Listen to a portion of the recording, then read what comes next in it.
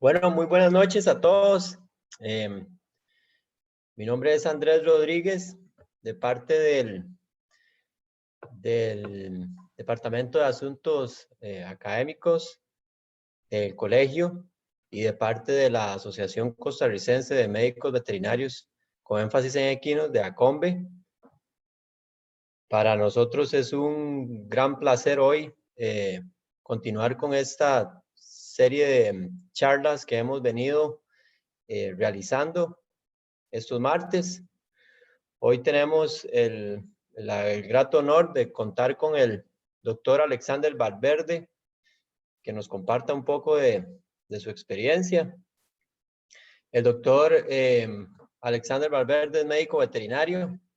Tenemos el honor de que es costarricense, es especialista certificado por el Colegio Americano de Veterinarios Anestesiólogos, es especialista en anestesia por el Colegio Americano y trabaja como jefe de servicio en el Ontario Veterinary College de Canadá, en Ontario, Canadá, en la Universidad de Guelph. Es un gran honor y un gusto, doctor, contar hoy con usted. Para mí es de un gran agrado y me alegra muchísimo poderlo presentar y poder tenerlo con nosotros. Es un gusto. Tuvimos en el pasado, tuvimos a Memo Arroyo, tuvimos a Mariano, hemos tenido a doctores muy sobresalientes a nivel nacional en Costa Rica y también que se han destacado por su trayectoria y alto reconocimiento a nivel internacional también. Entonces, nuevamente, doctor, bienvenido y a este ciclo de charlas de ACOMBE y muchísimas gracias ante todo, doctor, de antemano. Yo sé que lo digo en nombre de todos y de antemano agradecerle sacar su tiempo que es tan ocupado usted y sacar un ratito para compartir con nosotros. Aquí usted sabe que le tenemos un grato cariño y que debamos aprovechar un montón toda la experiencia que usted tiene y toda la trayectoria y compartir un poco. Esta charla va a quedar grabada, eventualmente se va a subir a la biblioteca de la página del colegio. Vamos a tener, y les pido a todos, por favor, tener los micrófonos silenciados. Vamos a proceder con una charla que el tiempo estimado es de 1 hora y vamos a dejar las preguntas para el final de la charla y la dinámica es que las vamos a escribir en el chat y al final yo se las comunico al doctor.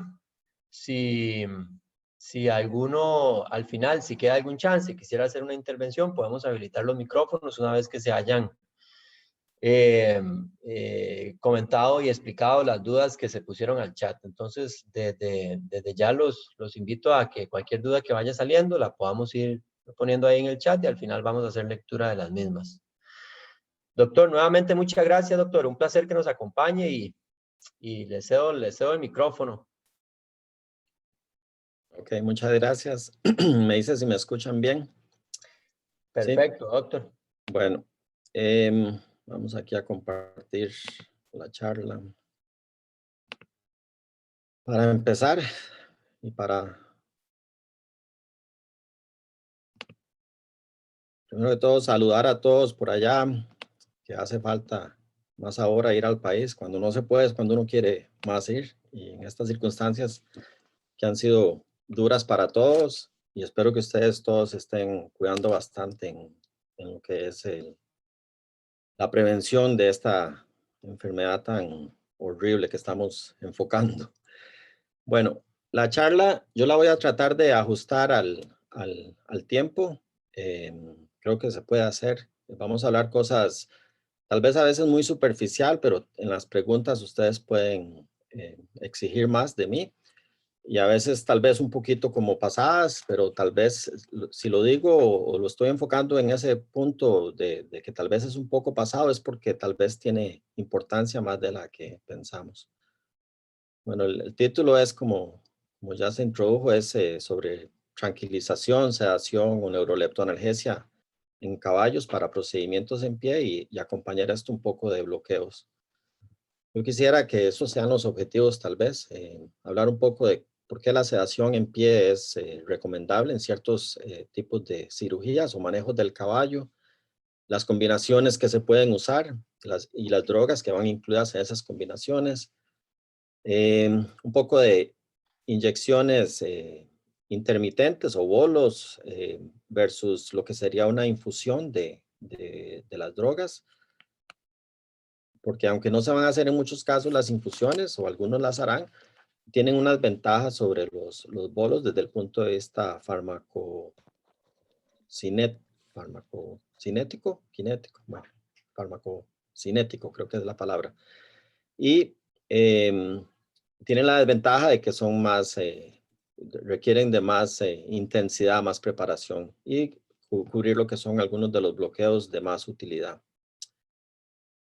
Bueno, ¿cuáles son los beneficios? Voy a mover esta pantalla. Los beneficios de la sedación en pie. El principal beneficio es que no hay que anestesiar al caballo. Y anestesia general en caballos es sinónimo en muchos casos de problemas desde morbilidad hasta mortalidad. Entonces, eso nos quita un peso de encima.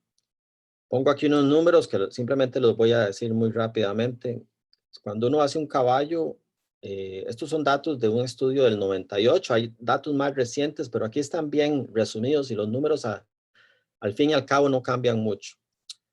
Uno puede decir que cuando va a anestesiar un caballo y que va a hacer cirugía en ese caballo, el riesgo de mortalidad es aproximadamente de 1 en 100, 1 a 200, 1 a 300. Aquí lo puse en 1 en 158, basado en este estudio que se había hecho en ese entonces. Si fuera estrictamente causas de anestesia, donde la cirugía no tiene que ver con el desenlace del procedimiento, puede ser 1 en 1000. Si ustedes toman, por ejemplo, perros, gatos, lo que uno le dice al cliente, al propietario, es la mortalidad es de 1 en 1000 aproximadamente, sea causas anestésicas y o quirúrgicas. En el caballo bajamos eso ya a 1 en 150, 100, 200. O sea que la combinación de los dos hace el procedimiento de muy alto riesgo en el caballo comparado con otras especies. Y ustedes comparan eso con nosotros mismos, uno tiene un riesgo que va desde 1 en 10,000, o sea, una muerte en 10,000 casos que se hacen en medicina humana, hasta una muerte en 40,000, 50,000 casos. O sea que hay razones por las que el caballo es más propenso a accidentes. Una es el comportamiento, el tamaño y que es una especie que cuesta más manejar en todo lo que involucra el, el procedimiento anestésico, porque se hace menos monitoreo, nos damos cuenta menos de que algo va por mal camino. Si en esto tomamos hospitalización, entonces la mortalidad es mucho más alta, ya tomando en cuenta cuál caballo salió del hospital después de un procedimiento. Muchos de estos están prejuiciados, estos números, porque el caballo se ve como atleta y a veces se requiere la eutanasia por conveniencia de que ya no es atleta, no hay interés económico. Y algunos de estos números, o muchos de ellos, están incluidos desde ese punto de vista. Entonces también hay un poquito de prejuicio en los datos. Si esto lo tomamos ahora en casos de emergencia, la mortalidad aumenta mucho más. O sea, lo que le estaba hablando antes era casos globales, pero principalmente lo que uno considera caso electivo o caso sin mayor complicación. Cuando son emergencias, el tipo emergencia abdominal, cólico, distocias o cesáreas, el caballo con problema ortopédico, de fractura, etcétera, la mortalidad es mucho más alta y ustedes ven los números ahí. Entonces, todo esto desencanta un poco de tener que anestesiar a un caballo porque se corre un riesgo en el hacerlo. Si quisiéramos decir, bueno, es que tal vez está relacionado con las drogas, sí se relaciona con drogas, se dice que el inyectable es más seguro que el inhalatorio, pero también esto está prejuiciado porque el inhalatorio se aplica más al procedimiento que requiere de más tiempo. que es por lo general el procedimiento que es más complicado. El inyectable se hace más en caballos que pueden someterse a ese tipo de anestesia porque es de carácter electivo, es de corta duración y resulta en menos complicaciones. Entonces también hay ciertos factores de prejuicio que confunden y pueden hacer parecer que el inyectable es más seguro que la inhalatoria. Y los datos los dicen así, pero hay que saber disectar ese tipo de información para no siempre pensar que es que el inhalatorio es malo, porque no se podrían hacer muchos de los procedimientos si no fuera por la anestesia inhalatoria. Entonces, eso hace que nos enfoquemos más a la sedación en pie, la neuroleptoanalgesia. Pero aquí pasa la seguridad del personal a hacer algo importante, porque lo peor es estar haciendo un procedimiento y terminar uno en ese tipo de eventualidad donde lo pateó el caballo a uno o se lesionó el mismo caballo porque se quiso brincar el cepo, salirse de donde estaba, se hirió, se laceró, termina uno con complicaciones. El dolor no es siempre eliminado en procedimientos en pie, porque uno puede hacer bloqueos, pero a lo mejor no se bloqueó bien, o hay áreas en las que el bloqueo no es suficiente para abarcar toda la inervación del área. O queremos evitar cualquier problema y sedamos al animal un poquito en exceso. Entonces terminamos con un animal que está mal parado en el lugar donde se está restringiendo su movimiento y nos impide hacer la cirugía que esperábamos hacer, o el animal se puso muy atáxico y ya no se puede confiar por la misma seguridad hacia el personal.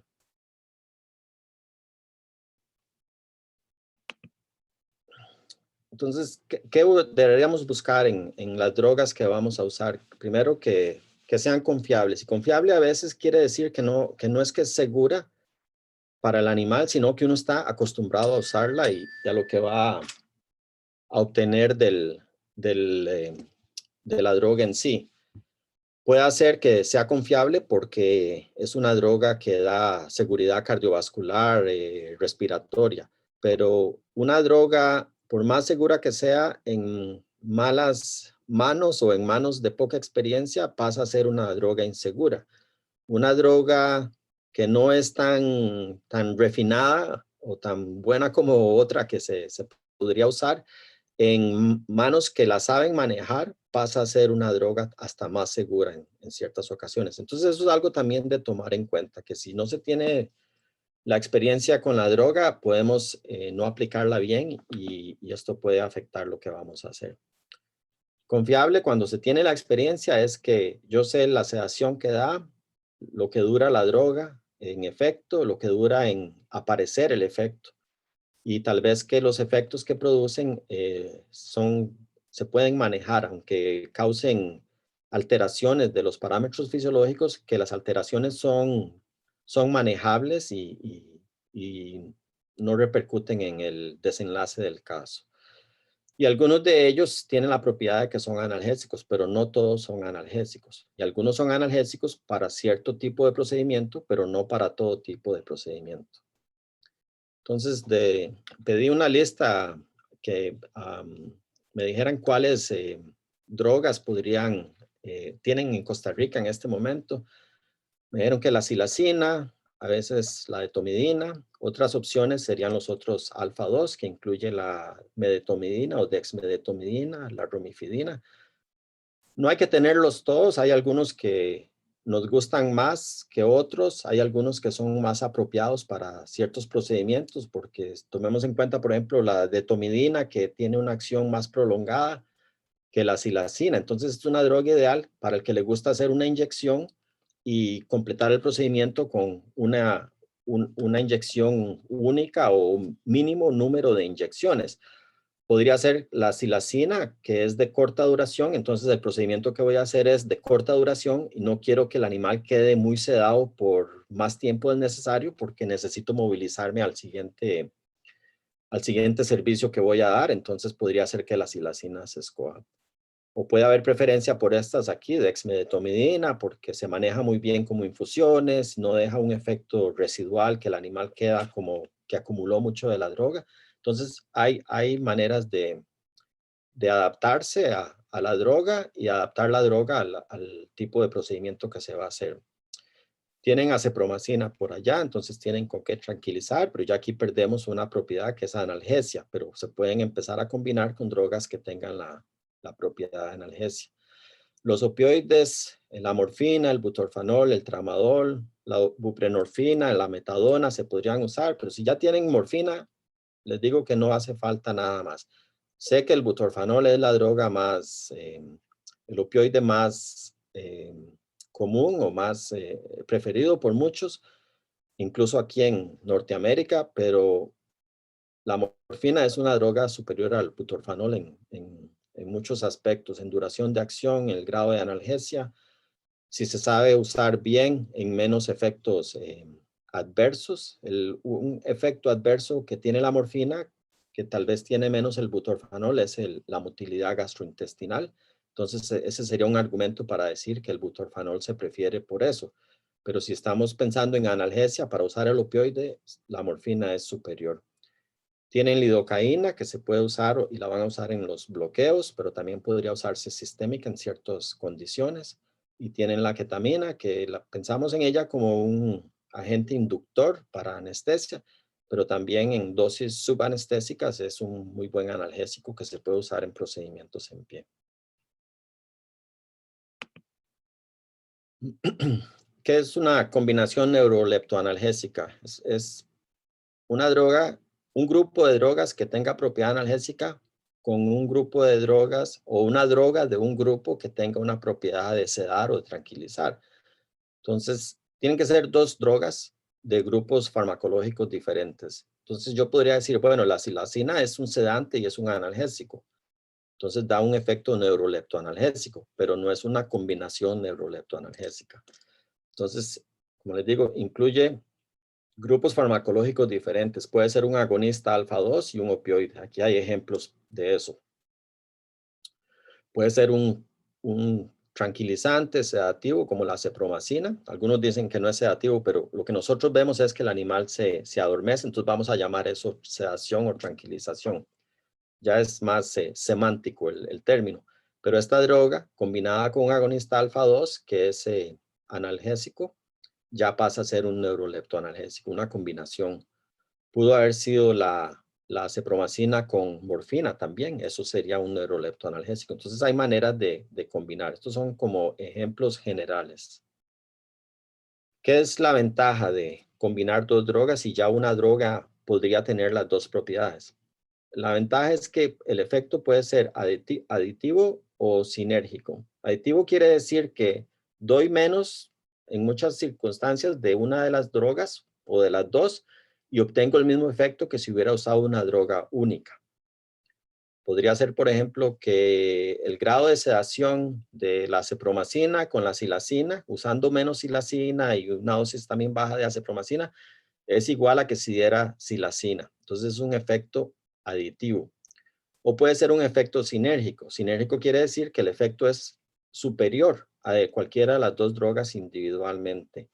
En muchas de las circunstancias en que usamos neuroleptoanalgesia tenemos efectos sinérgicos para lo que nosotros reconocemos como el efecto que queremos, que es sedación. En muchos casos, el efecto aditivo se ve en lo que es la parte cardiovascular o cardiorrespiratoria. Usé menos de la silacina porque produce bradicardia, pero la combiné con un opioide que puede producir bradicardia y al final termino con el mismo grado de bradicardia. Entonces eso es un efecto aditivo. Y como les digo, los pueden diferenciar, a veces pueden ser sinérgicos en lo cardiovascular, pero creo que en lo general podríamos decir que el sinergismo es para el efecto que buscamos, que es la sedación, y el aditivo es que no necesariamente van a tener menos efectos adversos cardiorrespiratorios, por ejemplo. En teoría, dosis menores de cada droga van a dar menos efectos adversos, pero por estos efectos aditivos podría ser que eso no sea el caso. Ahora, cuando uno se compromete a usar una droga, ya sabe los efectos de esa droga. Entonces, no es que no podemos usar la droga. Yo siempre voy a reconocer que si se usan alfa-2, a lo mejor el animal disminuye la frecuencia cardíaca, la mayoría del tiempo lo va a hacer, que esa disminución pueda acompañarse de bloqueos atrioventriculares. Eso no me va a prevenir de usar la droga, simplemente es un efecto que se conoce de la droga y con el cual estoy dispuesto a lidiar o a aceptar ese efecto, sabiendo de que el desenlace del manejo del caso no va a ser negativo. Quería hablar de esto, de las infusiones versus poner una dosis intravenosa o intramuscular. Vamos en este caso a pensar que la dosis es intravenosa, entonces es dar bolos de la droga. Para hablar de inyección intermitente o de bolo, si ven esta gráfica, entonces aquí tendríamos, si fuéramos a medir la concentración de la droga en el plasma y cómo cambia esa concentración a través del tiempo, asumiendo que vamos a dar la droga en este tiempo inicial de este eje, lo que tendríamos es que al darle intravenosa, hacemos la droga disponible en el sistema vascular o en la corriente sanguínea, lo que quiere decir que esta concentración se eleva rápidamente y después esta droga se va a distribuir y va a empezar un grado de eliminación. Estas son entonces dos fases que son muy importantes en la farmacocinética, una fase de distribución o fase alfa y una fase de eliminación o fase beta. Como ven, la pendiente aquí es, con solo ver esta línea que se traza para la fase de distribución, esta pendiente es muy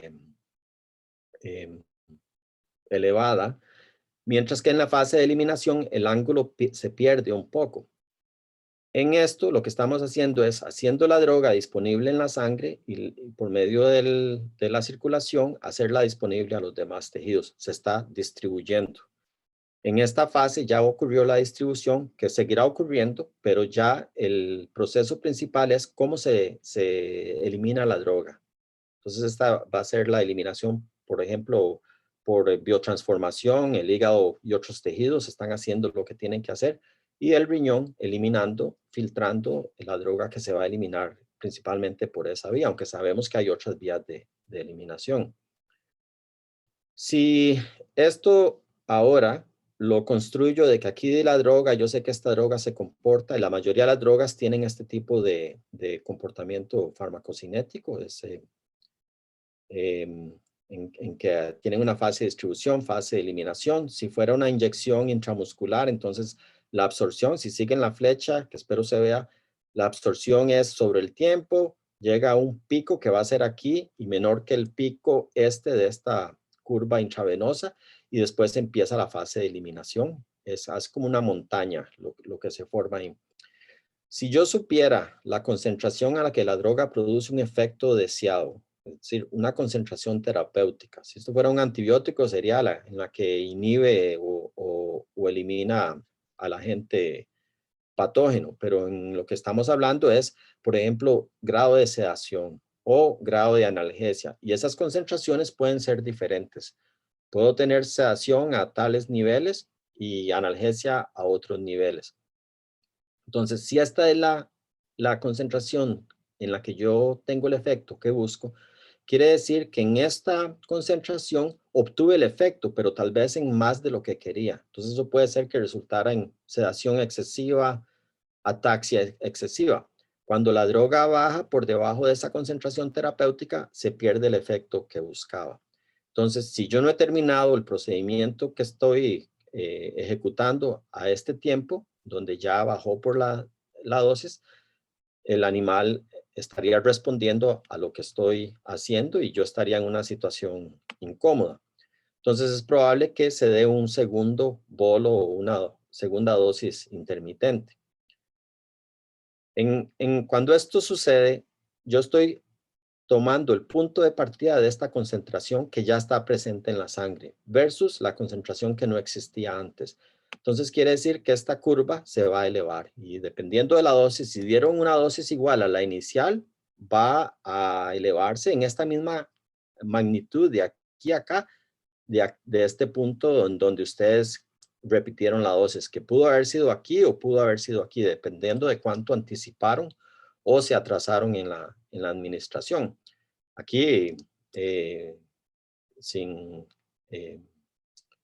arbitrariamente la elevé esto, quiere decir que puse una dosis más baja que la inicial, pero el comportamiento es igual en la curva. Ustedes van a ver que tiene la misma pendiente aquí, que más o menos se distribuyó igual en este tiempo, saturó ahora los tejidos, pero el efecto va a ser más pronunciado. Entonces podrían tener estos altibajos entre dosis en que se sedó demasiado, en que no está sedado, o eventualmente en que el efecto, porque parte de una concentración más alta, ahora va a durar mucho más que antes. O sea, va a requerir un poco más de tiempo para tener que repetir el bolo o la dosis intermitente.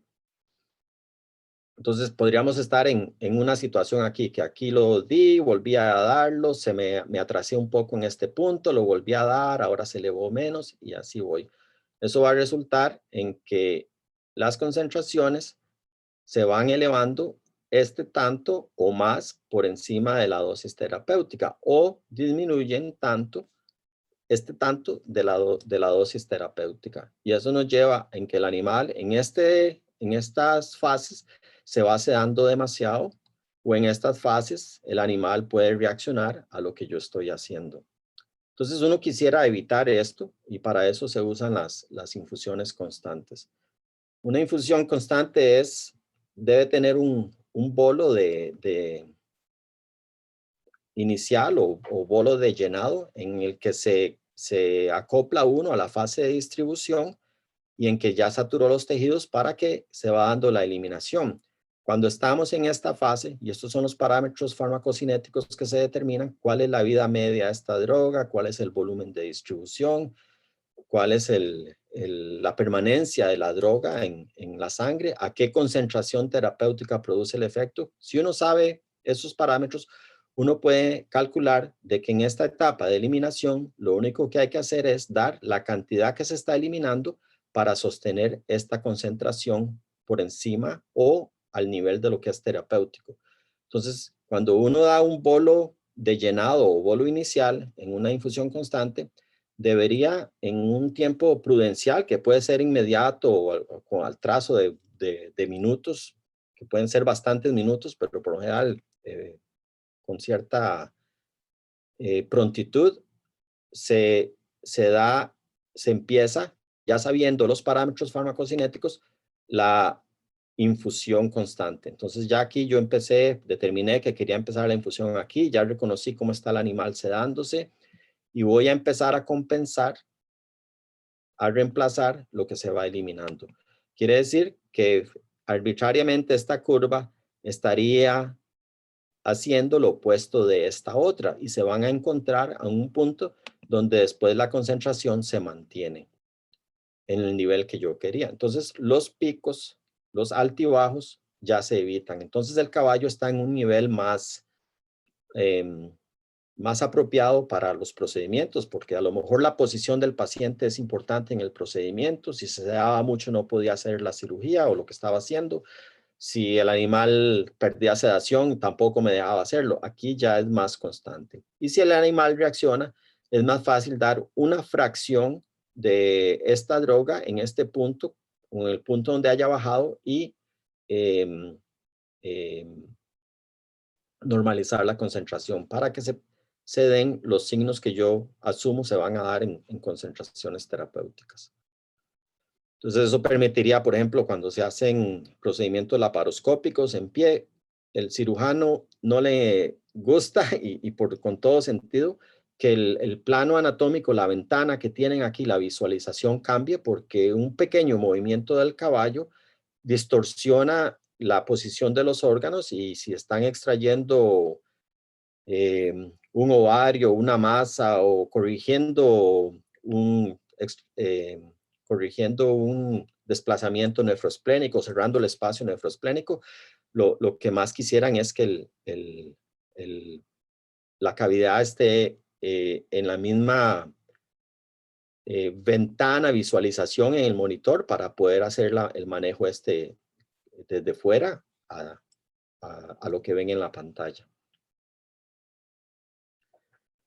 Esto, pues, asumo que no van a ver mucho porque la tabla está muy llena de datos. Son de algunas de las publicaciones en dosis, que yo no vengo a hablar de dosis, les puedo hablar de dosis, pero creo que por cuestión de tiempo es más fácil que si hay preguntas específicas, con gusto les puedo decir. Pero aquí están resumidas dosis analgésicas. Este documento yo lo puedo hacer, la presentación disponible para ustedes con el grupo y después ahí pueden extraer las tablas, o si no, aquí están las referencias para que las tengan. Pero aquí está resumido qué es una dosis analgésica, con qué se combinan algunas drogas, si fuera intraoperatorio, qué se podría usar, y hacia acá, lo que son dosis epidurales, que están estas y otras que voy a dar más adelante.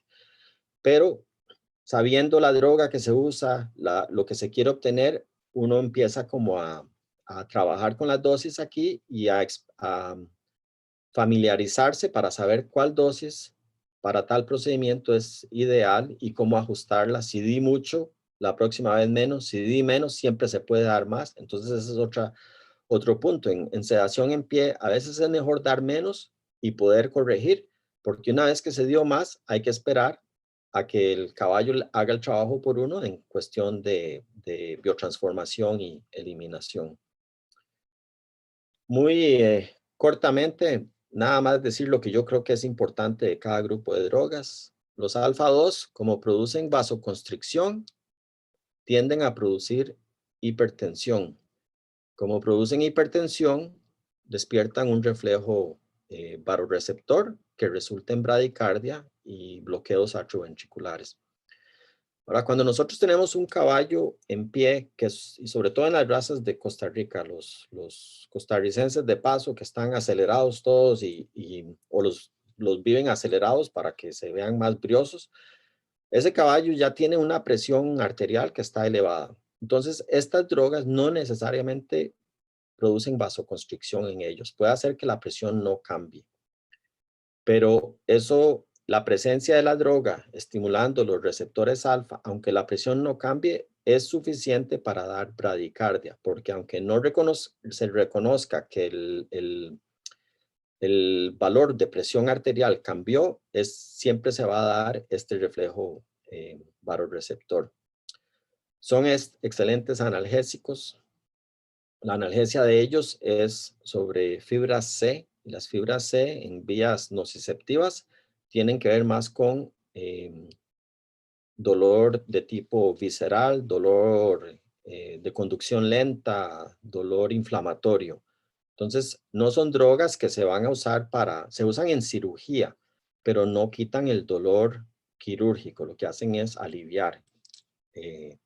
Si se la dan ustedes al caballo que están castrando y que está reaccionando, si le dan un alfa-2, silacina o detomidina, pues el caballo tiene un efecto, la droga tiene un efecto central, y ese efecto central sobre el cerebro también quita percepción del dolor. No es que ya abolió el dolor, simplemente que deprime la corteza cerebral para que no perciba el impulso como doloroso.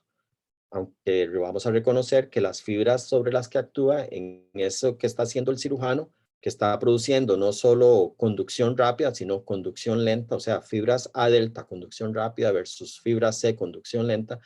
La conducción lenta va a ser importante porque para lo que viene después en el caballo es el dolor inflamatorio cuando terminó el procedimiento, y ya para eso va a estar cubierto con este tipo de drogas. La sedación, pues el efecto que queremos, igual que analgesia. Y algo que a veces se nos olvida es que estas drogas afectan, inhiben la producción inhiben la acción, la liberación de la insulina, por lo que se aumenta la glicemia, pero también tienen un efecto de inhibir la vasopresina, lo que termina produciendo mucha orina. Entonces, nosotros todos los caballos que se anestesian, en donde se usan alfa-2, sobre todo en infusiones, los vamos a cateterizar urinariamente, hembras y machos. Les digo esto porque en caballos en pie si el procedimiento está tomando tiempo y han hecho varias dosis de estas drogas, en algún momento el caballo se va a mostrar como inquieto, molesto, y es porque ya tiene la vejiga llena y va a querer orinar. Entonces, a veces hay que darle la pausa y que el animal pueda orinar. Los opioides producen analgesia, igual que los alfa-2, por acción sobre fibras C. Entonces, esta analgesia de tipo para proceso inflamatorio, pero igual usamos en procesos de cirugía porque estamos preparando las fibras para que no se activen y no vayan a haber hipersensitividad, alodinia, hiperalgesia. Como sedación es menos lo que producen. Entonces, eso se va a ver, pero si lo dan solo, no van a ver eso, sino que más bien van a ver en muchos casos cuadros de alguna excitación, de actividad locomotora, el animal que mueve la cabeza o la hace para arriba y para abajo o a los lados, el animal que quiere caminar, dar círculos o está simplemente marchando. Entonces es siempre recomendable que se use un tranquilizante o un sedativo antes de dar al opioide. Si el caballo estuviera en un proceso en que se laceró, tiene dolor, ese opioide probablemente se puede usar sin el tranquilizante o sedativo y va a actuar en la manera en que ustedes quieren, en dar analgesia. Pero es porque ya el proceso de dolor es tal que el animal usa la droga, vamos a hacerlo así, para la función que la estamos dando. Pero cuando se da en anticipación de algo que todavía no es doloroso, estas drogas van a producir excitación del sistema nervioso central. Tienden a producir menos ataxia que los alfa-2, pero cuando los combinamos ya van a esperar que las dos drogas puedan tener lo que habíamos hablado, efectos aditivos o sinérgicos. Esta droga, no vengo a decir nada bueno, pero como la tienen, yo no creo en esta droga.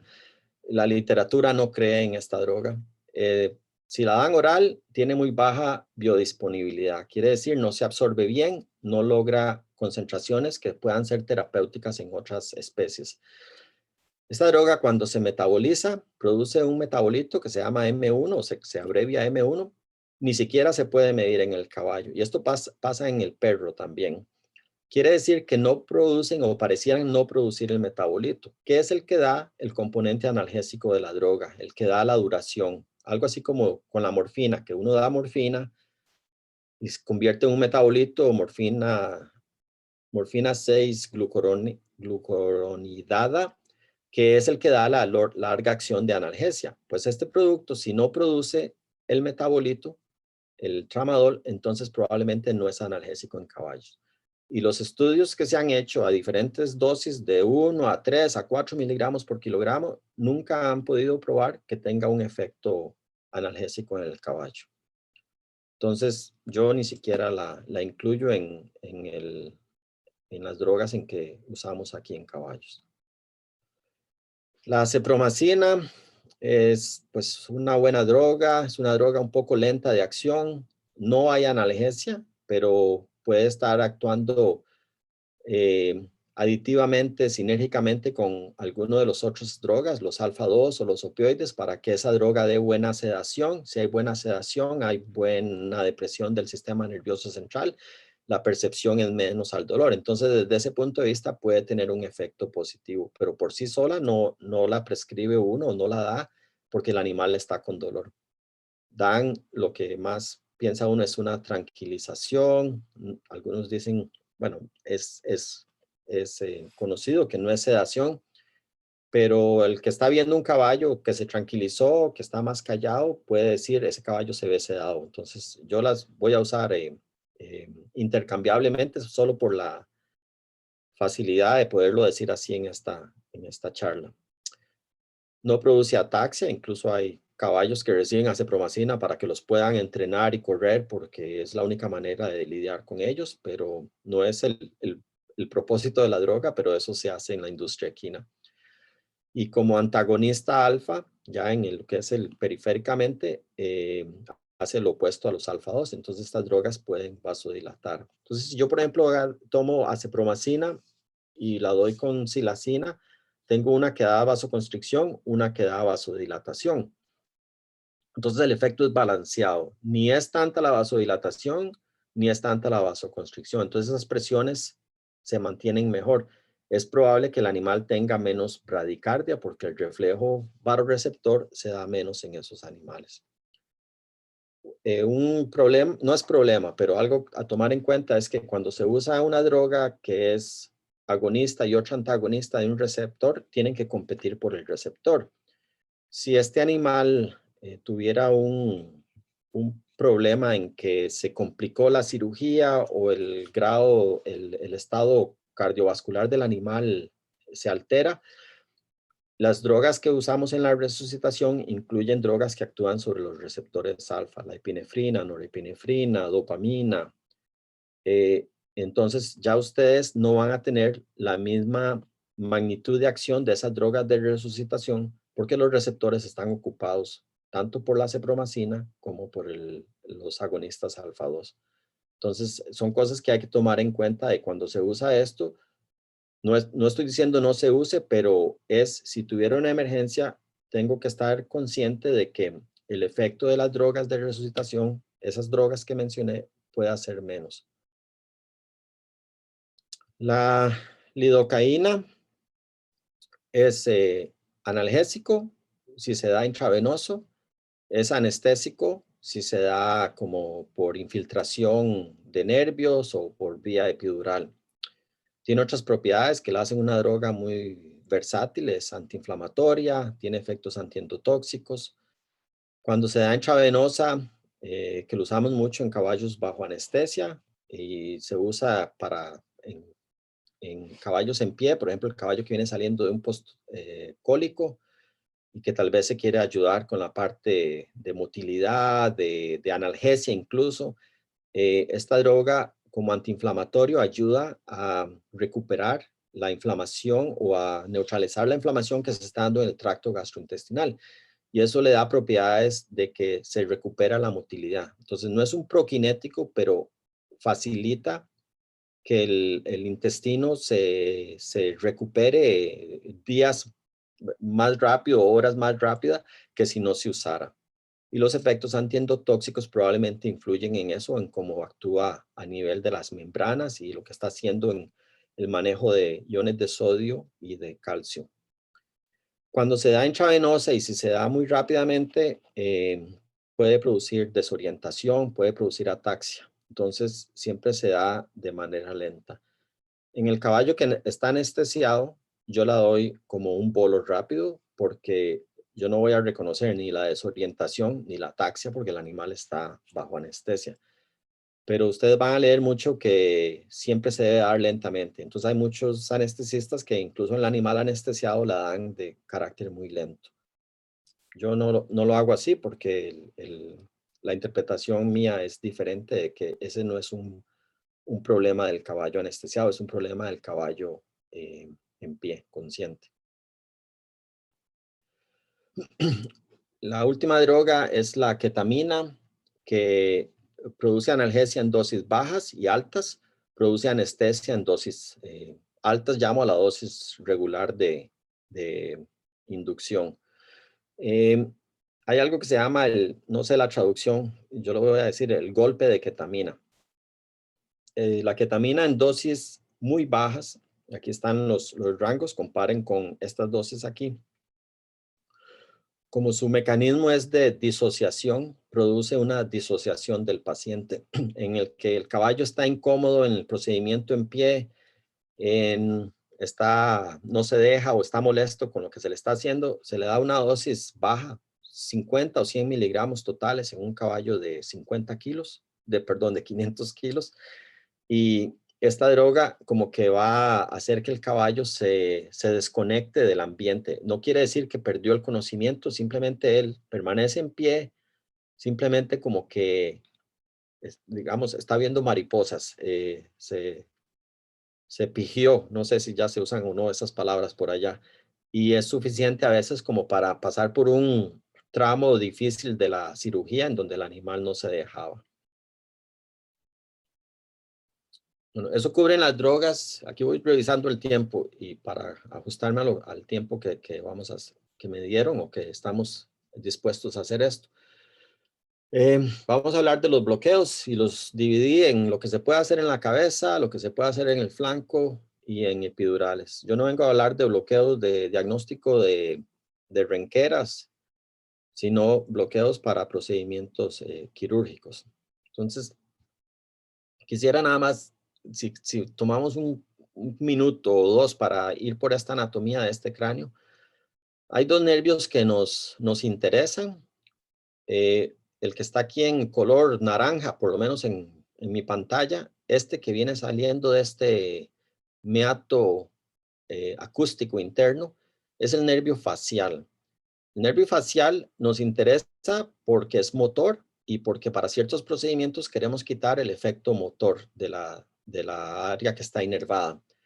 Entonces se bloquea en ciertos procedimientos, sobre todo procedimientos del ojo, por el parpadeo. Entonces aquí da una rama, que esta es la rama aurículo-palpebral, y si vemos dónde está localizada, ya sabemos dónde bloquearlo. Simplemente vino aquí del canto lateral, se desplaza aquí por la parte esta del hueso hacia donde va a unirse con el temporal y hace la inyección en esta zona. Da una rama que es supraorbital, que también es sensorial ahora para partes del párpado, y esta se bloquea en este orificio supraorbital. Entonces, ese nervio ya lo cubrimos. Ahora vamos a hablar del nervio sensorial del cráneo, y es las ramas del trigémino. Entonces va a dar una rama mandibular, una rama maxilar, y este nervio va cambiando de nombre según donde esté. O sea, todo es trigémino, pero aquí le vamos a decir mandibular, inferior alveolar y mental, que sale aquí donde terminan o donde empiezan los premolares. Ahí ustedes lo pueden localizar. La rama maxilar simplemente se dirige por aquí, entra por el orificio del canal infraorbital. Entonces esta parte que se ve más tenue, más desteñida, es la parte que viaja dentro del canal infraorbital y sale por el orificio infraorbital. Entonces, inerva todo lo que es maxila y el frente incisivos, la nariz, etcétera. Mientras que el mandibular es todo lo que corresponde a la mandíbula y parte aquí de incisivos de la mandíbula. En el canal infraorbital, estas ramas que salen aquí, salen dentro de pequeños forámenes y van a inervar parte de los senos que están, seno o pasaje nasal, que es importante a la hora de hacer algunos de estos bloqueos. Saber que no es bloquear el nervio aquí. Si usted lo bloqueó en esta zona, esto es todo lo que va a bloquear hacia lo que el nervio está inervando, pero el anestésico no se devuelve o no se bloquea ascendente hacia el cráneo. Entonces tendrían que dirigir el anestésico a que penetre este canal y se dirija ahí. Igual aquí en el mandibular, pero este orificio está en la cara interna. O sea, aquí aparece como que está entrando aquí. Esto todo se da por la parte interna, a menos de que esta sea no es porque aquí está articulada, es en la cara interna del ramo de la mandíbula. Entonces son los nervios que interesan. El que no está incluido aquí, que es este que va hasta acá y después se localiza en esta región, es el oftálmico. Y esa rama también del trigémino. Entonces el trigémino tiene tres: mandibular, maxilar y oftálmico. Y a veces cuando hacemos algunos de los bloqueos, y yo les voy a enseñar ahí agujas donde entran por aquí, yo estoy bloqueando nervios más de los que quiero, porque quiero bloquear el ojo. A lo mejor si dirijo la aguja muy perpendicularmente, estaría bloqueando oftálmico, pero también estaría tomando parte del maxilar que no me interesaba. Si lo dirijo más craneal, entonces estoy bloqueando exclusivamente el oftálmico, pero si inyecto mucho, esa diseminación del anestésico puede tomar parte del maxilar. Bueno, eso lo vamos a ver ahora en estos abordajes. El bloqueo de la maxila o el nervio maxilar se hace aquí por debajo del arco cigomático. Esta aguja parece que va como hacia adelante, pero en realidad está entrando perpendicular. Si ustedes están viendo aquí el globo que estaría ahí y yo quiero penetrar por debajo, se puede hacer por encima, yo lo hago por debajo, es por debajo de este arco cigomático y a la hora de entrar, esta aguja que entró, digamos, que se ve aquí así, pero que realmente está entrando perpendicular, lo que está haciendo es que cuando entra van a tocar el ramo de la mandíbula. Ese es un punto de referencia, porque me sirve ahora para dirigir la aguja. Esta aguja es larga, 3,5 pulgadas. Entro, toco el punto de la mandíbula y lo evito y sigo hasta que vuelvo a tocar hueso, que ya estoy en la pared del cráneo. Ahí donde está el nervio maxilar, que aquí lo ven, ya va a entrar en el foramen del canal orbital o infraorbital. Entonces ahí se haría el bloqueo. Y ese bloqueo me va a servir para desensibilizar todo lo que tiene que ver con el nervio, que es toda la maxila hasta el punto de los incisivos, la nariz, etcétera. Si no es eso lo que quiero, porque el procedimiento que quiero hacer es relacionado con algo en la trompa, en los incisivos o la nariz, entonces hay dos maneras de hacer esto. Una es tomar como punto de referencia la cresta facial sobre los premolares y esta incisura nasoincisiva y el punto medio. Lo otro que pueden hacer es canto medial a la incisura y un poquito por abajo. Aquí hay un músculo que es el elevador del labio dorsal, que lo van a tener que desplazar un poco. Se puede hacer para arriba con el dedo para que puedan sentir el orificio. Y una vez que han hecho esto, entonces este está tomando esta misma referencia, o podría ser hacia arriba, hacia el canto medial y por debajo, y localizar el orificio. Es introducir una aguja. La aguja, esta es larga, no tiene que ser tan larga, puede ser de 1,5 pulgadas. Yo pongo agujas espinales porque tienen estilete y porque entonces la aguja va protegida hasta que entra al nervio, no se va a llenar de tejido que la va a obstruir y que después no sé si es que estoy en el nervio o qué, que no puedo inyectar porque tengo presión. Entonces cuando ya estoy donde la quiero tener, remuevo el estilete y ya queda el lumen listo de la aguja para la inyección. Entonces yo les decía, si yo bloqueo aquí donde está la localización, lo único que voy a desensibilizar es esta parte, pero a lo mejor lo que voy a hacer es algo que tiene que ver con el pasaje del seno. Entonces yo quiero desensibilizar estas ramas y para desensibilizar esas ramas debería introducir la aguja, inyectar un volumen que se disperse en este canal lo suficiente para que pueda bloquear las ramas que van saliendo desde el canal hacia las estructuras internas del cráneo en esa zona. Entonces esta aguja está más o menos en ese sentido. En estos inyecciones que son en un espacio restringido es siempre muy importante para cualquier bloqueo, pero sobre todo aquí que es probable que uno esté que la aguja penetre el nervio. Si ustedes tienen resistencia al inyectar, no inyectar, porque lo que están haciendo es inyectando el nervio. Nosotros no queremos inyectar el nervio porque vamos a distenderlo y a causar una neuritis. Eso va a producir más dolor subsecuentemente cuando el efecto del anestésico haya pasado. Se inyecta para que el anestésico se absorba a través de las capas, el perineurio, hasta el endoneurio y bloquee las fibras que están dentro de esa estructura. Entonces siempre tiene que ser libre de resistencia. Y si hay sangre, pues es reposicionar nada más porque lo que han hecho es punzar el vaso que normalmente acompaña al nervio en esa zona. Cuando se hace el de la mandíbula, entonces los puntos de referencia es canto lateral y trazar una línea horizontal, no, vertical como si pudieran ver el animal con un perfil alto y una línea que vaya acomodada a los dientes, a la arcada. Entre esos dos puntos donde se intersecta es donde vamos a encontrar el orificio, que está en la cara interna de la mandíbula. Entonces este bloqueo, más tengo que mover aquí una imagen.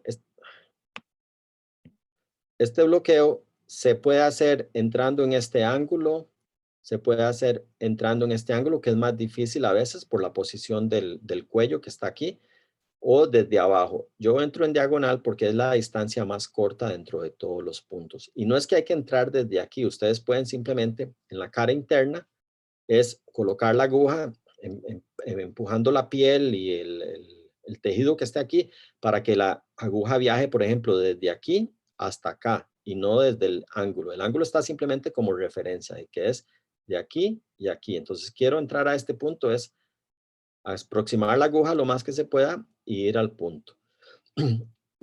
Estos bloqueos llevan por lo general más volumen del que uno cree, aunque uno esté cerca, porque cuando el nervio entra, si yo estoy bloqueando y mi anestésico creo que está aquí porque mis referencias las hice desde este punto de vista, o me dio que la intersección era aquí, si el volumen es poco, se pierde en esta. Yo tengo que desplazar, llevar el volumen a que entre al punto de desaparecimiento del nervio, donde viene de este aspecto dorsal y se va a meter aquí en este canal mandibular.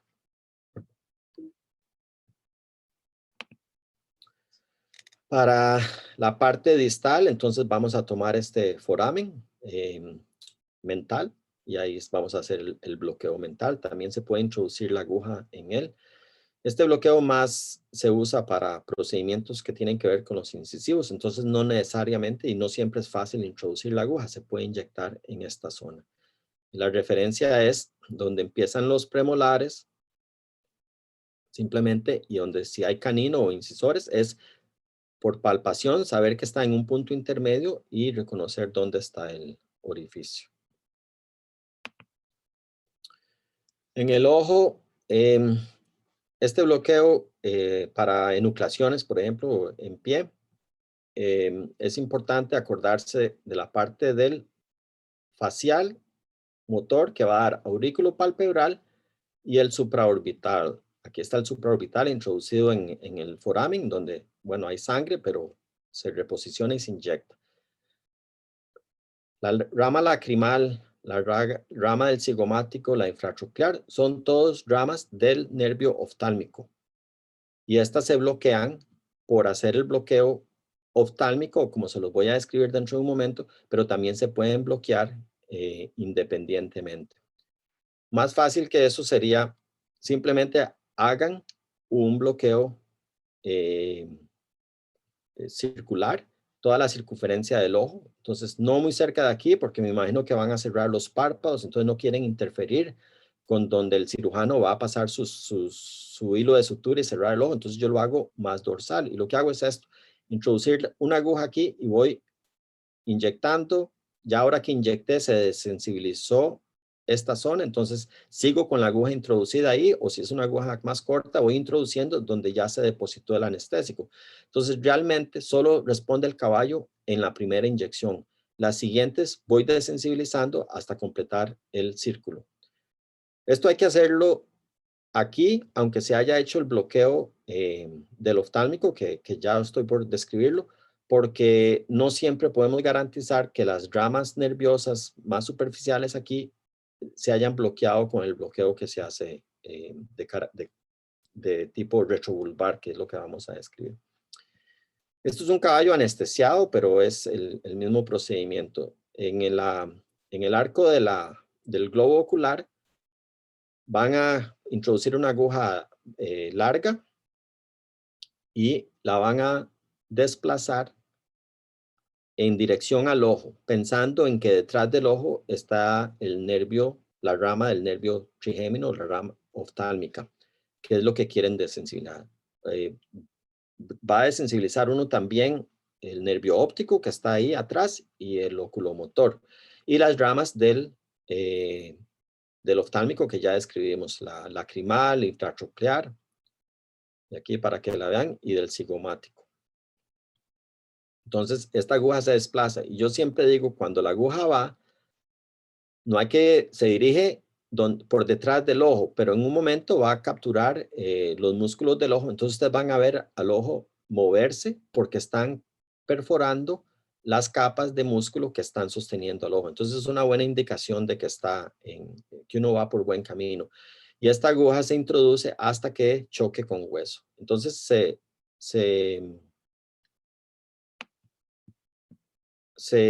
deposita bastante cantidad. Aquí no les puse la cantidad, pero para este bloqueo se pueden usar 15, 20 mililitros. Los que están descritos aquí en 2 y 3 y 4, 5 mililitros es el auriculopalpebral que está aquí y el supraorbitario. No sé por qué no puse la dosis de eso. Ah, bueno, aquí está. Entonces, esto es muy parecido al... Disculpen que me atrase, es que tengo que mover una pantalla que se me atraviesa en la computadora y no puedo ver lo que estoy diciendo o lo que les estoy señalando. Esto es muy parecido al bloqueo maxilar que se hacía por encima del arco este cigomático. Sin embargo, lo que uno está haciendo es que esta aguja no va aquí, sino que va aquí, en este punto, y se va a dirigir hacia atrás del ojo, mientras que esta está entrando en el sentido de donde viene las partes del trigémino saliendo, que es el foramen orbitorrotundo. Aquí vamos a dirigirnos a esta área donde ya salió la rama oftálmica y está empezando a inervar y a dar todas esas pequeñas ramas lacrimal, infratroclear y cigomática.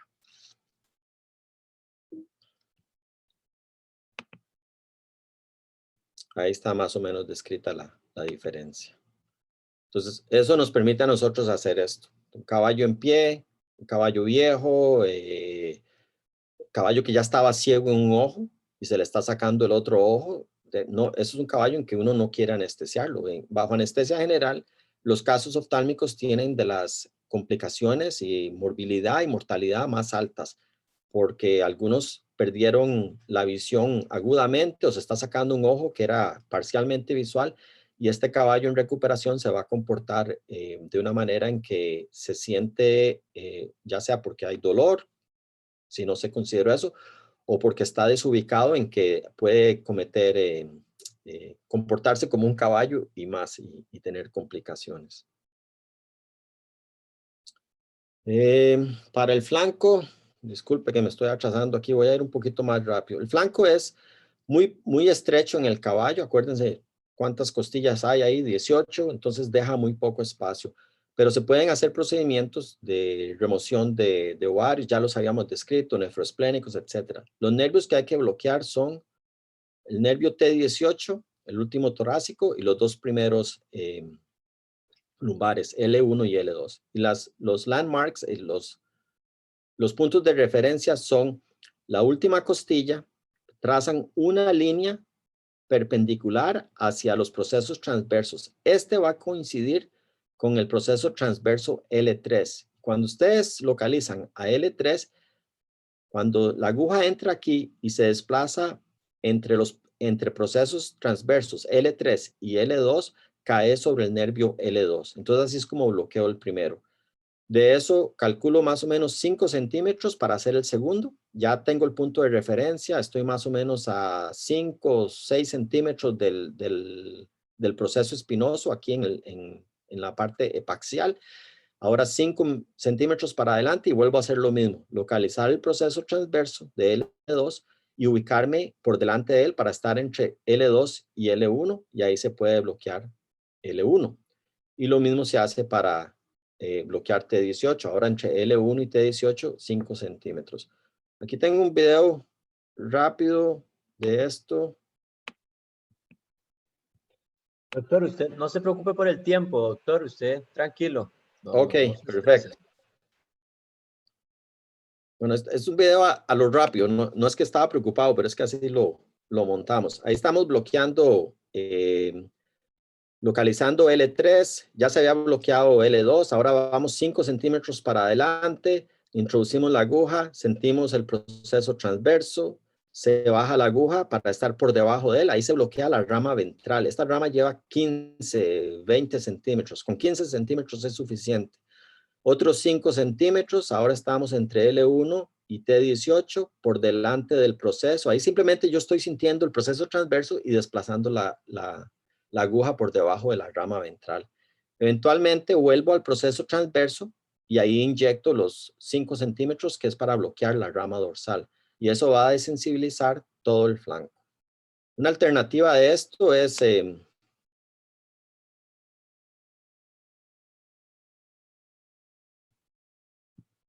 voy uno para arriba nada más para poder dar. Una alternativa es lo que se hace. Esto no es diferente de hacer un bloqueo paravertebral en bovinos, donde estaríamos bloqueando T3, L1, L2 y L3. En el caballo bloqueamos la última torácica y las 2 primeras lumbares. O sea, no hay que hacer L3, porque la vaca tiene un flanco más amplio. Pero también podrían decir, es que eso es muy difícil, no lo hago, yo quiero hacer infiltración. Entonces hacen una figura en 7 o L o una infiltración en línea. La diferencia entre esos bloqueos y el bloqueo paravertebral es que el bloqueo paravertebral, ustedes están inyectando el nervio espinal cerca del origen. Quiere decir que están incluyendo todas las fibras nerviosas que van ahí. Y en un caballo eso quiere decir, a este nivel, hay fibra simpática, hay fibra C, dolor inflamatorio, hay fibra A delta, dolor agudo, hay fibra A alfa, fibra motora, hay fibras A beta, A gamma, que tienen que ver con propiocepción o con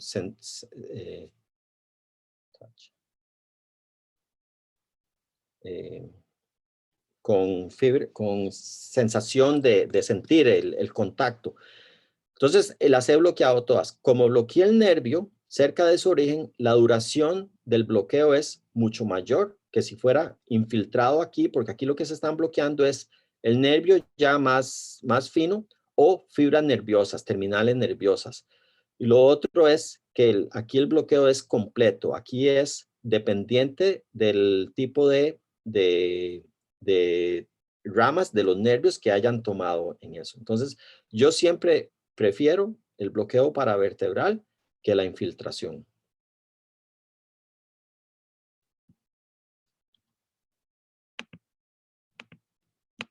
Ups. Aquí como punto de referencia, esto es algo que hicimos en un proyecto hace un tiempo, es dar por lo menos para ubicación la distancia en un caballo de 500 a 550 kilos, cuánto se introduce la aguja para encontrarse el proceso transverso. Y que sería, aquí dice rama ventral, pero esto es rama dorsal. A ver, esto después lo corrijo. Entonces, para encontrar el proceso transverso, me requiere como de 9,5 centímetros, que es donde está la rama dorsal. Para avanzar entre procesos transversos y ubicarme donde está la rama ventral, son aproximadamente 2 centímetros más, y ahí está la rama ventral, que es la más importante del bloqueo y por eso lleva más cantidad de anestésico local. En epidurales, bueno, en caballos principalmente es de tipo sacrococcigio o intercoccigio. La mayoría hace intercoccigio porque es más fácil hacerlo ahí. Vamos a ver, un caballo tiene 5 sacrales, entonces aquí hay 1, 2, 3, 4, esto es todavía sacro, esto es sacrococcigio, entonces eso quiere decir que puede hacerse aquí intercoccigia. O podría hacerse lumbosacra, pero lumbosacra en un caballo adulto no hay necesidad de hacer esto, además del riesgo de que la cuerda espinal todavía existe a ese nivel, entonces van incluso a obtener líquido cefalorraquídeo y estamos hablando de epidural, no de inyecciones intratecales o subespinal. Entonces, tal vez esto en potros tiene más utilidad, pero no en el caballo adulto. Entonces, las vamos a hacer a este nivel. Algo que no se menciona mucho, pero que a través de los años yo he aprendido es que la anatomía del caballo, la mayoría de las razas, a menos de que sea un árabe, tienen una pelvis que cae, tiene una pelvis que cae mucho. Entonces, cuando ustedes hacen las inyecciones, el líquido que están inyectando, el anestésico, la droga que sea, no se va a ir para adelante, se va a ir para la cola. Por eso es que las colas se paralizan en un momento y uno cree que el bloqueo va a trabajar muy bien, pero es porque el anestésico por gravedad se fue para allá. Entonces, cuando yo hago las epidurales, introduzco la aguja y ya voy a inyectar, yo elevo la cola y empiezo a inyectar. Y mantengo la cola elevada por 1 minuto después de la inyección para que ese líquido tenga oportunidad de desplazarse hacia las ramas que realmente me interesan, que es todo este segmento aquí, para que desensibilicen todo el área del perineo. Eso no se describe, pero es algo que es común o una de las razones principales por las que los bloqueos epidurales fallan. En bovinos les pasa menos eso porque las vacas tienen pelvis muy niveladas, horizontales. Entonces lo que se inyecta aquí se dispersa muy bien. Aparte de que la anatomía la hace más fácil para la inyección en cuanto a la localización de los puntos de referencia. Las epidurales las van a poder usar ustedes para dar analgesia, manejo analgésico o para producir anestesia. Entonces, esto depende de las drogas que se vayan a usar y permite hacer todo esto. Desde muchos,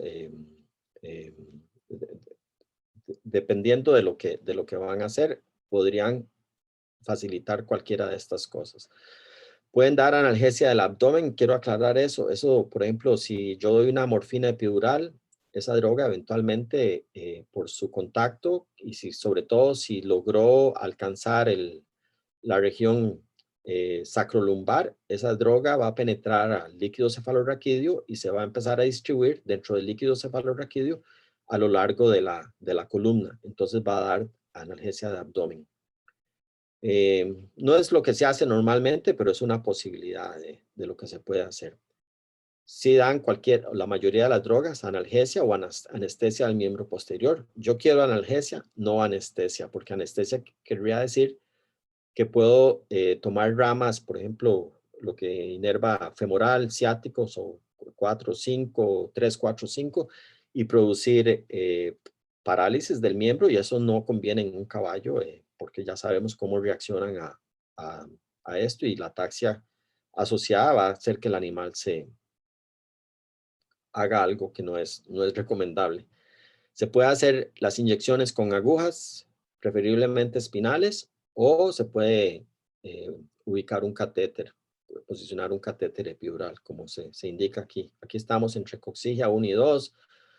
Son agujas, se llaman agujas de TUI, que son especiales, con una curvatura y de un diámetro que permita a un catéter ya diseñado para ese propósito epidural que sea avanzado. Entonces, al angular esta aguja, lo que estamos haciendo es facilitando la penetración del catéter. Esto no es cuerda espinal, esto es espacio epidural, porque la cuerda espinal del caballo está por aquí, entre la sexta lumbar y la primera sacral, por ahí todavía está presente.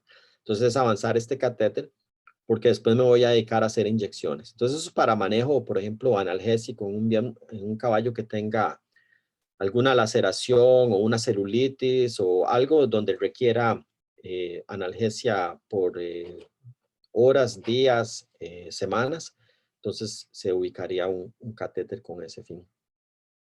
Para estos catéteres epidurales, no vamos a poner anestésicos locales. Primero, porque el catéter ya está más desplazado cranealmente. Es más probablemente que el volumen ascienda más rostralmente y entonces empiece a tomar fibras motoras de los nervios, las fibras motoras que contribuyen al nervio femoral o ciático. La silacina no se debe usar en esto. Se usa epidural, pero yo no la recomiendo en catéteres porque la silacina también tiene un efecto de anestésico local. Por su molécula se parece a un anestésico local y puede bloquear fibras A delta. Y las bloquea para cirugía, pero también bloquea fibras motoras, entonces puede producir ataxia. Pero drogas como la morfina y la detomidina sí se usan muy corriente y esta es la combinación que yo prefiero para, por ejemplo, manejar este tipo de caballos con celulitis o con laceraciones, con laminitis de miembro posterior, etc.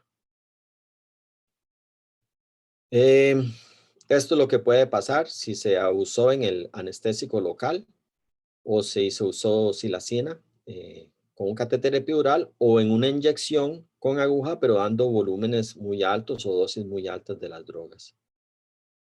En esta tabla también es parecida a la anterior, pero aquí está especificada las dosis, cuánto usar de cada una, qué se puede combinar con qué o qué se ha combinado y qué esperar de cada droga. Yo creo que ya aquí, sí, ya con esto llegamos al final.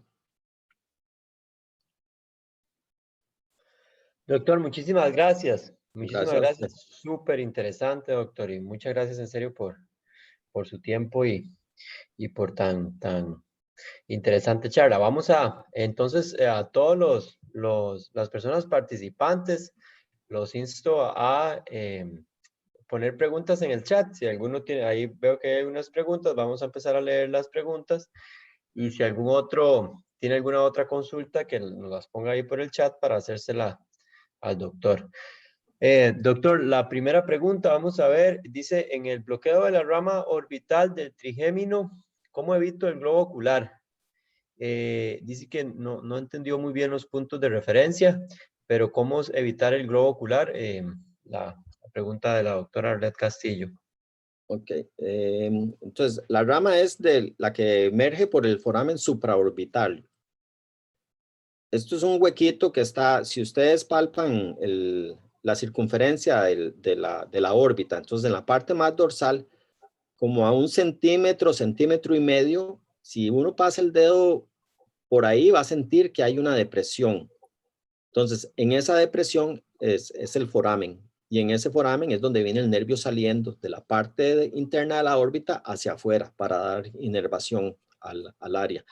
Esta inervación es, aunque sea facial, es sensorial también y por eso es importante hacerlo.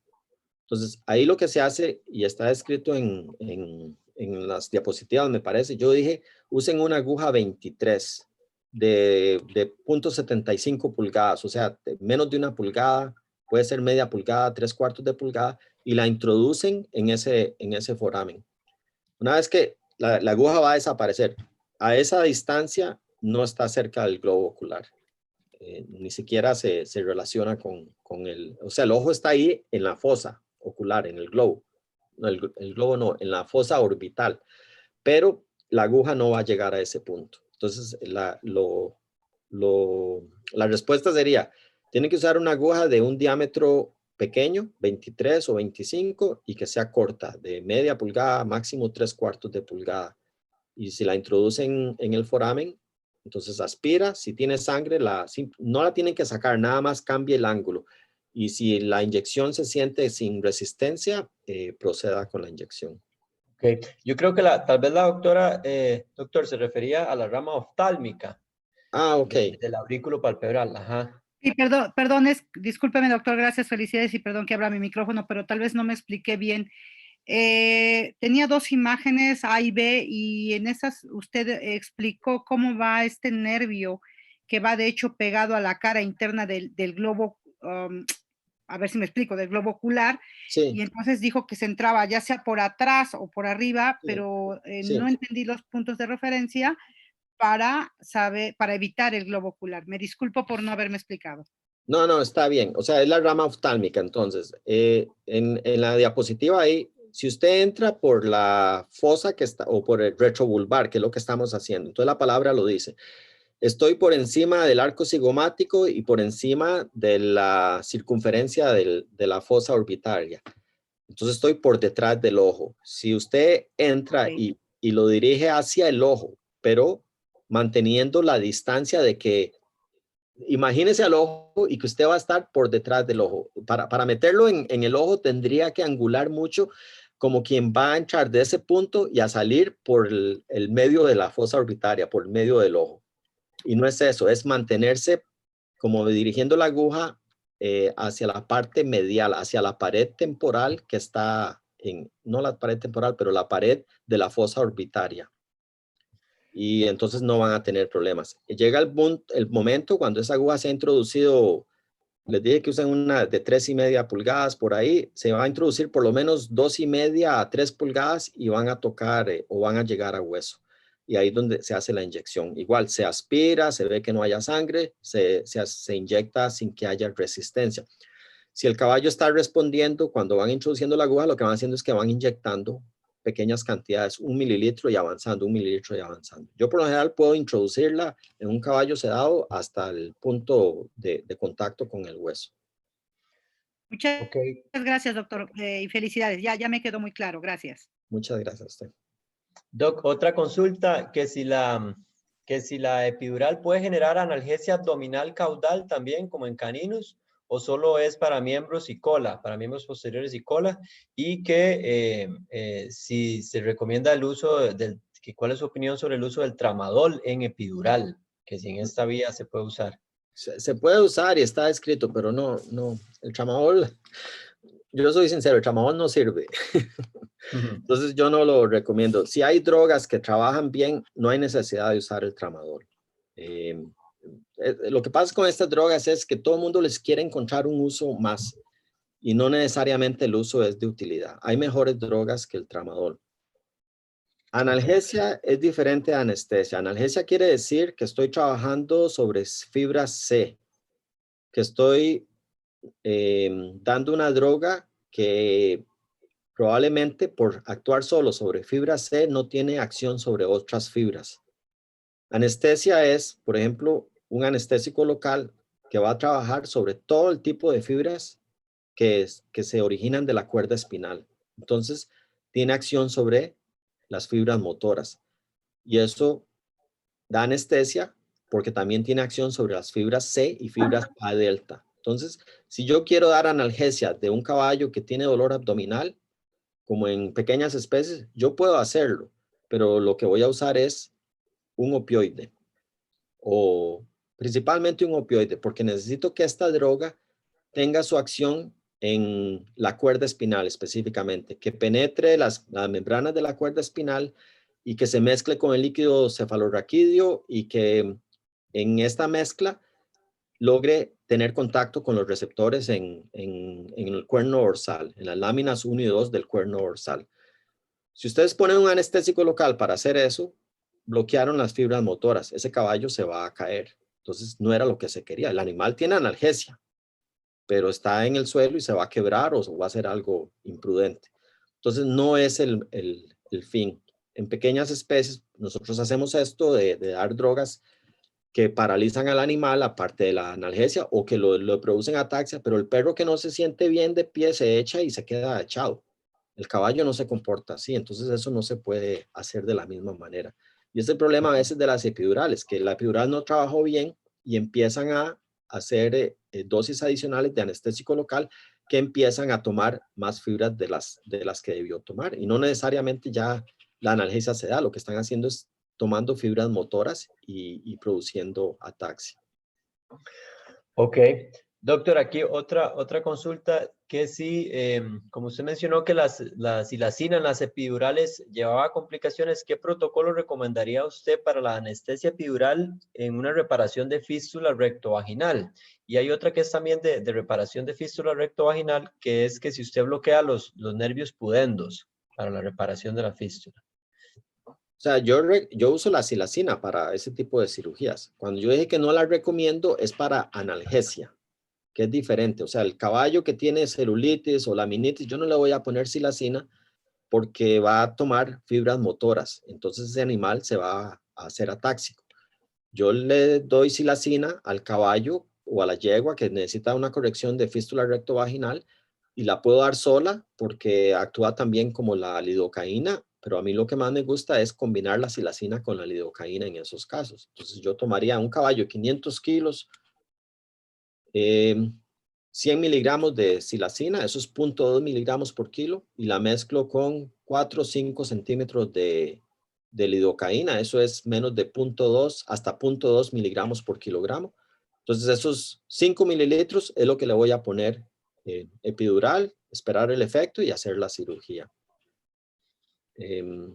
Yo el pudendo, Doc. Los pudendos, cuando la epidural no trabajó bien, entonces yo hago la parte del pudendo ahí, sobre las tuberosidades isquiáticas, simplemente dirijo la aguja hacia donde viene la parte del nervio pudendo viajando por ahí, y eso le da, puede corregir lo que la epidural no le dio de anestesia, o a veces también falla y no se da, pero sí.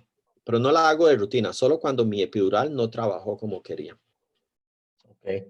Doctor, para bloquear las ramas del maxilar, del trigémino, ¿podría tener mejor efecto si elevamos la cabeza o solo si se introduce más la aguja por el foramen? No, hay que introducir la aguja en el foramen porque el anestésico no va a encontrarse una vía de acceso sola. Tienen que, si usted lo pone en el canal, introduce la aguja ahí 1 pulgada o lo que sea y empieza a inyectar, usted está forzando el anestésico a viajar por el canal infraorbital. Pero si usted hace la inyección por fuera del canal, el anestésico no va a entrar en el canal. Va a bloquear lo que viene saliendo del canal nada más. Ok, aquí escribe el doctor Roberto Estrado que en caso de la laparoscopía, si utilizas también el bloqueo paravertebral, o él dice que él usa cada portal, bloquea cada portal de la pared por aparte. Usted puede hacer uno o el otro. El problema del bloqueo portal es que si tiene que sacar una estructura, después tiene que bloquear para agrandar la herida, porque el bloqueo portal solo es para meter el instrumento. Pero si tiene que sacar una estructura, una masa, tiene que bloquear ahora la pared. El bloqueo paravertebral le evita todo eso. Simplemente se hace el paravertebral y ahora quedó todo el flanco desensibilizado. Ajá, ajá. Doctor, dice, el doctor Cartín dice que si es posible eventualmente utilizar un neurolocalizador para algunos bloqueos en el equino sedado o bajo neuroleptoanalgesia. Sí, claro. Ok. Y el ultrasonido también. O sea, se pueden hacer con equipo, pero también se pueden hacer con anatomía. En el caso de la ketamina para analgesia en dosis bajas, doctor, ¿usted recomienda, se pueden utilizar otras vías además de la intravenosa? Intramuscular. Ok. Yo tenía uno, doctor, en el caso de los animales en pie, doctor, ¿usted los cateteriza también cuando son procedimientos largos? No, no necesariamente. Si el procedimiento es muy, muy largo, sí. Pero si son procedimientos cortos o se le da la oportunidad al caballo de orinar. Ahora, si es un proceso, es un procedimiento de vejiga, de uretra, entonces sí va a estar cateterizado. Ujú. Porque también quiere uno que facilita la cirugía, pero no necesariamente para todos los casos. Si hacemos la yegua, pues es más fácil de cateterizar, y si está dando problemas o el animal está inquieto, pues se les pone un catéter rápidamente ahí en la vejiga. Doctor, ¿y el uso de mepivacaína en lugar de la lidocaína? ¿Cuál es su opinión? Si preferís usar la mepivacaína o te funciona bien la lidocaína.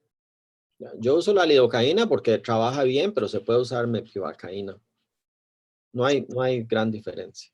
¿El efecto más prolongado o así no? No No, hay. todo es lo mismo. Algunos dicen que la mepivacaína va a tener un efecto un poquito más prolongado, pero eso, un bloqueo bien hecho de una de estas drogas le va a dar a usted 2-3 horas de analgesia. Doctor, nosotros aquí hemos visto algunas razas que reaccionan diferente a los sedantes, digamos, a la cepromacina, a los alfa-2. Por ejemplo, los españoles tienden a ser un poco más sensibles.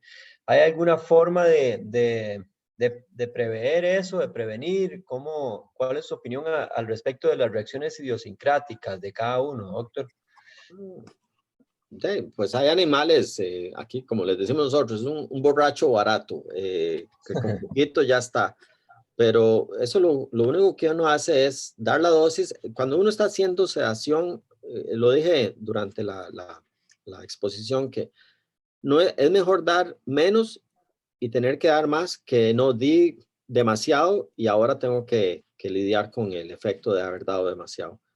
Entonces, hay razas que uno sabe que son, sí, por ejemplo, aquí serían los caballos de tiro, con poquito se dan mucho. Entonces uno ya sabe que empieza dando menos, pero rápidamente ajusta si se necesita más.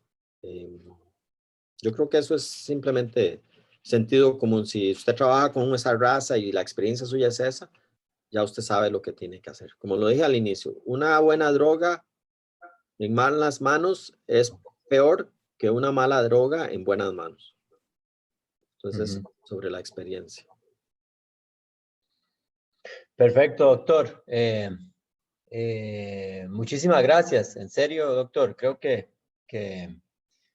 hablo por todos y muy agradecidos con toda la información, doctor, y con el tiempo suyo y con la charla.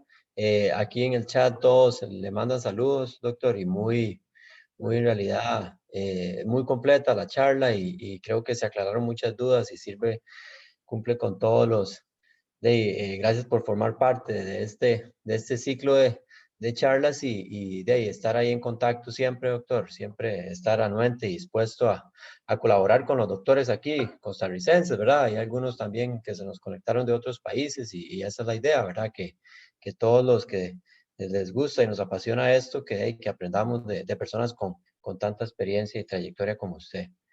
Gracias a usted Sí, por la oportunidad. sí, sin más ni más, doctor.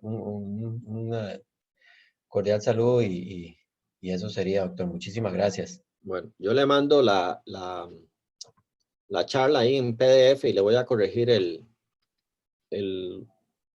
error o par de errores que vi por ahí para que la pueda distribuir si es que la quieren tener. Perfecto, Por sí, las doctor, se lo tablas y las agradecería. dosis, eso. Sí, exacto, perfecto, se lo agradeceríamos mucho, doctor. Muchísimas gracias. Ok, perfecto. Bueno, saludos a todos y muchas gracias.